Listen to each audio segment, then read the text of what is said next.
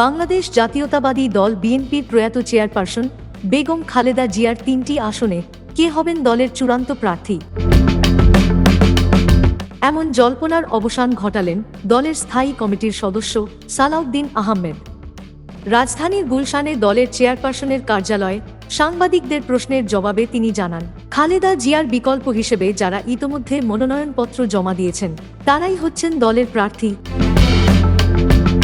তিনি আরও বলেন, আইন অনুযায়ী খালেদা জিয়ার মনোনয়নপত্র বৈধ থাকবে না, কারণ বাছাইয়ের আগে তিনি আর লিগ্যাল এন্টিটি হিসেবে বিদ্যমান নেই।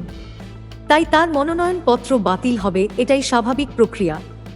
আর যে ৩ আসনে বিকল্প প্রার্থী মনোনীত ছিলেন তাদের মনোনয়ন বৈধ হলে তারাই লড়বেন বিএনপির হয়ে। ফেনী ১, বগুড়া ৭ ও দিনাজপুর ৩, এই ৩ আসনে খালেদা জিয়ার হয়ে বিকল্প প্রার্থী নির্ধারণ করেছিল বিএনপি।